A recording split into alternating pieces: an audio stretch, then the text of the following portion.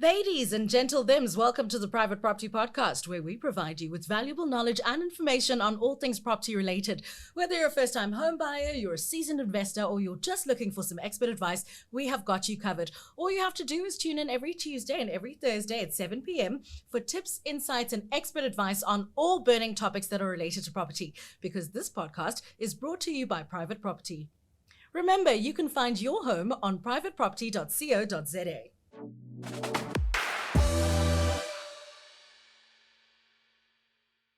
Welcome to another episode of the Private Property Podcast. On tonight's show, we'll be unpacking some of the most notable things to come out of the 2023 budget speech by Finance Minister Enoch Godongwana. Joining me in studio is Shiliboy Mutiba, who is the Director and Head of Tax at Intergen. But before we dive into this conversation, remember to comment below and share your thoughts about today's show.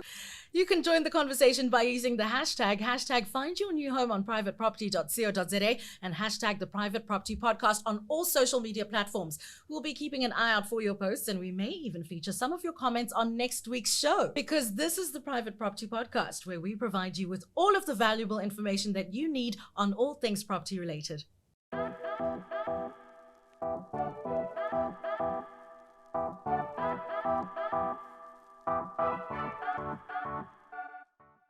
Like I said, I'm not alone in studio. I'm joined today by Shiliboy Mutiba, who's going to talk to us about all things tax, the finance, budget. Finance Minister gave us a budget speech. Maybe you don't understand all of it, how it relates to your property and all of your things. So we've brought the expert in because even I can't answer these questions. But Shiliboy can. How are you? I'm well, thank you. Shiliboy, have you been hiding from us? When last did we see you? It's been a while, eh? You were too busy summarizing budget speeches. I wish school, business, yes. Just a busy guy. Love this for you. Listen, so the Finance Minister has delivered the budget speech for 2023. Could you give me maybe a summary or give it to me in a nutshell? What is important and what can we do with what he's told us? It came and it went. So I think obviously some of the things were expected. Things like adjusting tax tables. I mean, we've seen some of the retirement funds benefits tables being adjusted for inflation. We saw some of the rebates that I always tell the individuals to take advantage of being adjusted also to consider inflation. However, what we saw that is more related to property investment, and we'll dwell into the detail around that, has been some of the tax incentives that have been introduced, and some of them around business owners investing in renewable energy projects being expanded to encourage. And I think if you look at also the budget was more in response to the national crisis that we're faced with. The main one, it's electricity. Exactly. So you can see that a lot of things has been moving towards that. And one of also most people might have missed actually was in order to deal with rising food prices, I saw the introduction of manufacturers of foodstuffs into what we call fuel diesel levy refund. So those are some of the incentives that we saw the minister actually looking into. Also, of course, our tax policy has remained the same, and which is good. It provides some sort of a certainty to say, what is the thinking behind the government going forward? And I think for me, that was notable. Of course, also, there are certain areas of tax that they are undergoing research. That obviously, they'll then, as time goes, they'll be issuing some comments. And then, of course, other tax incentives that are not that beneficial will also be coming to an end. Others are extended. So those are some of the things that are kind of sort of they came out of the budget speech for me. Noteworthy things from the budget speech. Would you say overall you had a good feeling about this year's budget speech? I think for me, in terms of as a property investor, yes. I mean, we saw also the transfer duty tax table has been adjusted for someone who's the first-time home buyer.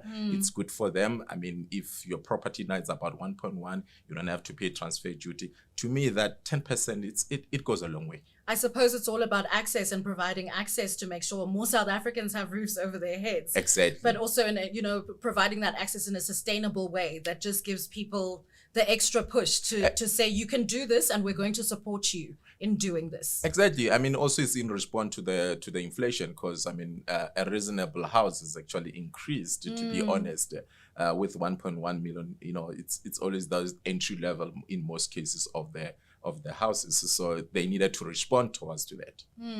From what you saw now in the budget speech, what would you say some of the major bombshells for you were? I think some of the things that came out, obviously I'll try to lean more towards being a property investors because I'm speaking to property investors. But one of the things is about the new one about private homeowners, the solar installation. And I just want to unpack that maybe slowly for someone who might not have understood that. So they're bringing these tax incentive to say, if you are to go and install solar panels in your roofs, obviously, to be able to have electricity during the load shedding stuff, then you will be eligible to benefit, to gain sort of a tax incentives, about 25% of the cost. But this cost, let's understand which cost. The cost of the panels, not installation. Not the installation cost, the labors, not the inverters, not the batteries. And we needed to be clear about that so that you don't go there and then you take your quote there and you say, well, this is my quote, this is what it's going to cost to install it, and then this is then we must do this, and the nails and the bolts and the nuts and the... Exactly. So just be mindful of that. And I think also from compliance, because always compliance is very important, because yes, you might install the solar system, but then you find that you don't have the compliance. What is the compliance I'm talking about? The completion of certificate. You need that. So meaning that you need to engage a reputable person who's going to be eligible to issue such kind of a compliance certificate, right? Yes. So that's one of the things. But also just be mindful from cash flow planning point of view, that when will you be eligible to actually get this claim? You're not going to invest now in the solar panels and get it this month. You'll have to wait maybe about 18 months when the tax year of 2024 opens up, which is around June next year.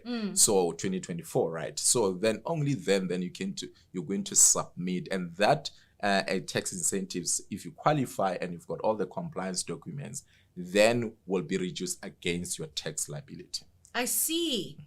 Okay, so you're not just going to get the money in your bank account tomorrow. No. So there's a time value of money. So if you're sensitive like me, you're like, okay, what is my time value of money now? Between now and 18 months, I'm better off not there. But, but it can help. I mean, 15,000 is a limit. So it's a lot of money. Yes. Yeah. But it also requires a lot of planning and a lot of forward thinking. Exactly. And a lot of sort of knowing when these things will come into effect and how long it'll take. Correct. I absolutely hear you. Correct. What does it mean for property owners who are first-time home buyers now in the 2023 tax season? What are they looking at tax-wise? Look, I mean, for that's what I was saying earlier on. I mentioned the transfer duty. It was adjusted, which is great. But I think maybe let's also go a little bit further, because you might be a first-time home buyer, then you benefit from that increase in adjusted inflation of 10%. But then there's also these property investors. Remember, we're dealing with also within the private property space, we're also dealing with property investors who are business in their own rights. So there's this section also around renewable energies, right? Previously, maybe even let's kind of unpack it in a simplified way. Okay. Previously, this section was there, right? Where if you're invested in some sort of PV install systems, which is another form of energy systems and things like that, and you're generating about 1 megawatts, you are allowed to deduct the installation cost that qualify 100%. So if you are in trading, you're carrying on business, and normally it's property investors, I mean, you're fully running your business as a property investor, right?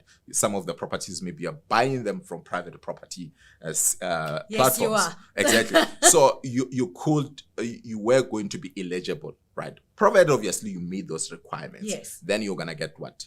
100% deductions, which is good. It can go a long way, right? Then there was what you call 50, 30, 20 deductions, right? And I'm going there because there have been changes around this budget. Yes. Then those are people that were generating more than 1 megawatts. I mean, big. I mean, there are guys who are like malls, there are guys who might be in serious infrastructure for renewable energy. But in order to address this energy crisis that we're faced with, they came and they relaxed. They said, if you bring some of the projects around this renewable energy, whether in your business or you've got you're investing in these structures, between now 1st of March and for the next 2 years, you'll get 125% reduction. So if, let's say, I spend R1 million, so which means how much is 125 of that? It's about what, 1.250. Shelly boy, I'm good with words and not maths. You tell me.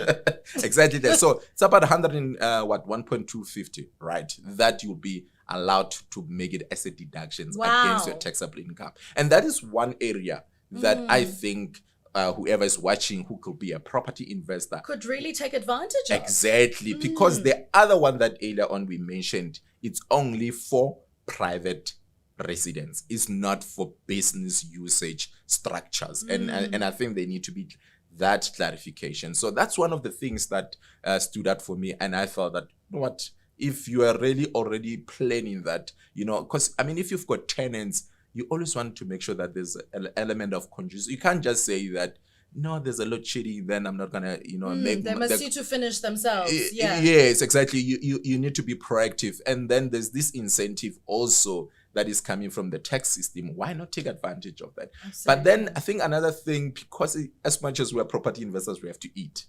We're sitting at home now. Probably you're watching, and you are actually enjoying your dinner with your family. Food prices. So one of the things that stood out also for me was the introduction of manufacturers. Some of these guys might actually be running side hustles as manufacturers of foodstuffs.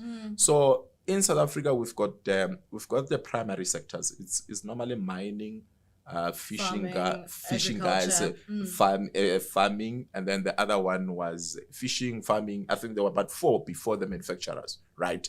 We've got 3 inland and 1 is fishing, which is in the water. So now they brought in manufacturers into the whole equation to say, if you're a manufacturer of foodstuffs, you could eligibly be qualifying to go for a refund on diesel that was used for manufacturing that. Wow. Yeah, so I think one of them is also mining. So manufacturers were brought, and that is to help us to deal with these soaring food prices. I mean, we're all struggling these days. Food expensive.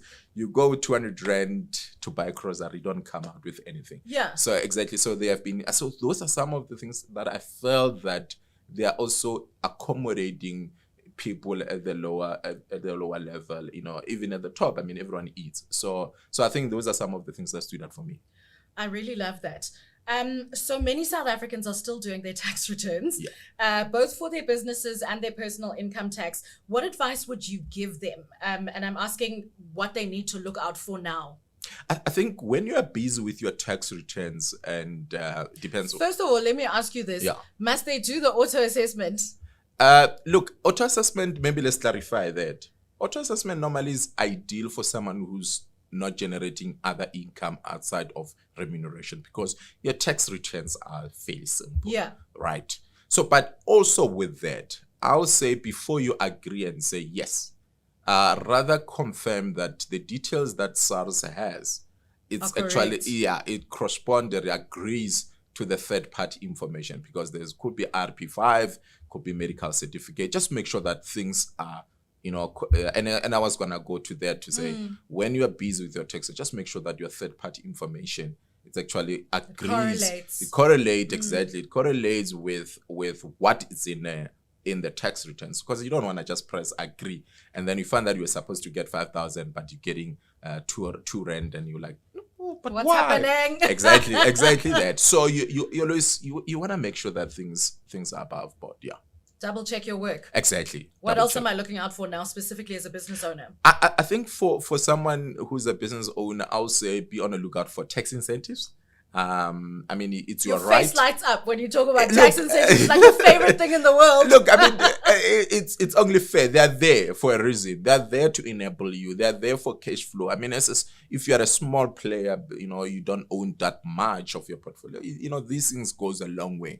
So especially from cash flow planning point of view. So look out for those areas where you can leverage tax incentives schemes. I mean, we see in the introduction of various things. So be mindful of things like that. And I think also, please disclose even that money you think that is not taxable. Just highlight to SARS, because you don't want to make the one making a call to say this money is not taxable, I'm not disclosing it, and you find yourself on the back foot where you end up subjecting to penalties. And I think that's where there's an element of tension between society and SARS. Yes. So because our mind think this way, but then SARS follows certain guidelines and the laws and things like that. So just be mindful of that. Rather disclose, and then from there let's let the interpretation take place. Let's speak to the tension. Why do you think people are so reluctant when it comes now to disclosing information to SARS? Other than the obvious point of, I don't want to give them any money, where in fact, if you do disclose, you might find yourself maybe in a different bracket, or do you know what I mean? It might not be as bad as you think it's going to be, but if you completely avoid it, or you lie and become dishonest over a period of time, eventually that's going to come back and bite you. And actually, what you're raising is a very valid point, because if you listen to the budget speech, one of the things that were highlighted is the good work that SARS is doing. The tax administrations, it's become more efficient. So which means that SARS is starting to have your information that you think they don't have, because there are what we call accountable institutions out there that now are forced to give SARS information. I mean, I serve as a trustee for, I don't know how many trusts, but a lot of family trusts, because I come from family offices and private client space, and where we serve as independent trustees for most of family trust and property trust. One of the things that were brought in is us as what you call, as trustees being what you call accountable institution. Now we are required to actually tell SARS. You have to, by law, give SARS this information. Exactly. We have to tell SARS, if I give you 100,000 as a beneficiary of a trust, I must tell SARS. But you as a beneficiary might hide it and say, SARS, I don't know what 100,000 exactly. you're talking about. I went on some relaxation and take a break, but you didn't disclose that. I'm gonna, because I've got a law that is forcing me as an accountable institution disclosing. So I think it goes back. I mean, there's a lot of, to answer your question about what is this tension also, it could be many things, it could be issues of how the money is spent in the country. It could be just money is a sensitive thing. Yes. Money is a sensitive thing. People don't allow to go of money, rightfully so. Because we don't have much of it. Exactly, rightfully so. Yes, correct. Okay. So, but I mean, there's no point in sort of hiding behind, they're not going to use it correctly, because SARS is a completely independent institution. Look, it's not for you to judge if the money is going to be used for rightfully so or not. I mean, it's your obligation to start with, to disclose, to declare. It's your obligation. I think that's a starting point. You also, as an active citizen, you need to understand that it's your responsibility and obligation. But you can also be an active citizen from different angle to hold the government accountable on how the money is used. But it also starts with That's a politics issue now, and not necessarily a SARS and tax issue. But as a citizen of the country, you are legally obligated to pay your taxes. Thank you. And declare all of your incomes. Exactly, correct. Whether you think it's taxable or not, just tell them what it is, and then they'll decide. They'll pay you back or you pay them. But at the end of the day, make sure that you're right with SARS. Or engage. It goes back to the question and say, what should people doing? I mean, people like us, we sit with our private clients and say, listen, let's run a tax calculator. For instance, we run a system where I'm able to project how much you're going to be paying on tax. And we know that, okay, maybe you need to reinvest here. Maybe you need to top up things like this, like contribution to the retirement benefits. This is how it's going to have an impact on your final tax line item. Maybe you need to donate. This is how it's going to reduce your taxes. Things like that. So it's also up to you and your right to engage the tax professionals like ourselves, where to ensure that you pay as reasonably tax as possible. And it's all quite manageable at the end of the day. Exactly. Okay, Shilly Boy, so what would you advise business owners who are currently looking for a new location? There's lots of things happening. Are you going to say rent or invest? Look, that I'll give you a typical answer for an accountant who will say it depends. Because the truth of the matter is that, what is your niche of business? If I'm a consultant in the main, investing in property might not be my core business or my core activity. Would I want to deal with responsibilities that comes with owning a property? And that you also need to unpack. Do I have cash to deal with additional costs? Because it's not about just buying an office space. It comes with extra cost, maintenance, things that you'll typically pass them over to your landlord. Yes. So that also you need to kind of have a consideration of it. But equally so, you also need to be mindful to say, if I don't buy this property, you're losing on equity, because if you're going to be in that office space for about 10 years, 20 years, there's an equity over the years that you're going to be losing out from. There's a growth in the value of that property that you're going to lose. I think also it's an issue of proximity, or how long you're going to be in that space. You could be, and your growth projections, because if you're going to be in a space and you feel like, you know what, we are only 3 of us, but your projection says, no, you're going to grow faster, and you may find that this office is not going to be suitable for you. Then you might want to consider to say, okay, maybe let's rent for the next 3 years until we're big enough. Then think about maybe at some point, business growth rate of a business is actually slower than it could be slower, in such a way that maybe it's reaching the maturity level. Then in that way, maybe you start to say, maybe it's about time, maybe we invest in a fixed accommodation, because we can project the number of staff, how we want our offices to look like, so it requires quite a lot of non-financial factors and financial factors consideration.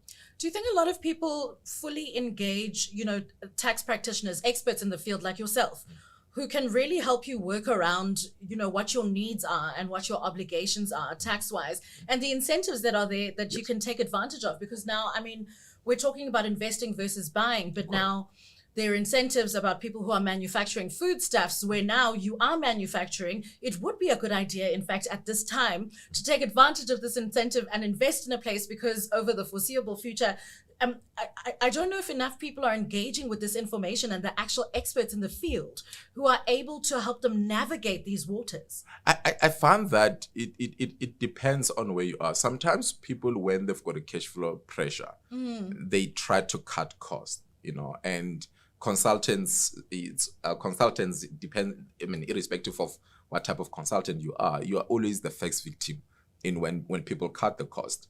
But then as business grows, people tend to realize that, I can't do these things. And there's also culture of, I can do it myself. But then as business gets complicated, you realize that actually I need someone who's with an expert. But I think for me, if someone is watching right now, I'll say, rather build the culture of knowing that I need to bounce an idea with my tax consultant before I make a move. Because simple thing, I'll give a scenario. One of the case that we're dealing with now, it's around, we're doing objection. This gentleman thought, I'm equipped enough, I can do this by myself. But the timelines, he then went and put the rental income in the incorrect tax year. As simple as that, it complicated his tax affairs, because he underwent audit, right? On top of that, then also he had to pay SARS, because he disclosed that you've got rental, but he was not even supposed to disclose that for that year. You understand? It's a simple things like that. It's someone to double check your work. Exactly. So, sometimes it's also issue of, is it really worth it? You rather give it to someone who does this thing, because they might even have a better way that is beneficial to you in terms of, it's also cost-benefit exercise that one needs to actually conduct. Shiliboy, I think we'll leave it there for today. Yeah.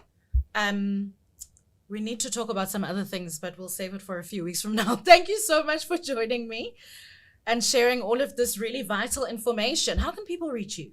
I'm accessible, Shiliboy Mutiba, on all social media platforms, and they can email me at info@intergen.co.za.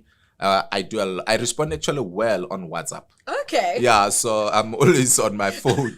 So I'm one of those people. Actually, I do very well with WhatsApp than emails. So 074-589-6439 WhatsApp. Yeah, I'll respond very easily. Okay, now we all have Shiliboy's number. WhatsApp him during office hours. Please don't be inappropriate. No, that's work number. Okay, great.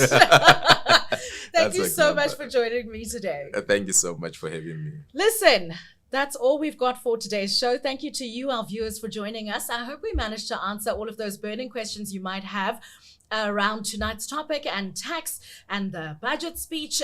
We are going to explore this some more, because there's absolutely so much here that we need to unpack. But for today, don't forget to share your thoughts on today's show by using the hashtag find your new home on privateproperty.co.za and hashtag the Private Property Podcast on all social media. Remember, you can find your new home on privateproperty.co.za. That is it for the show today. This is the Private Property Podcast. My name is Sibs Matiela, and I'll see you again soon.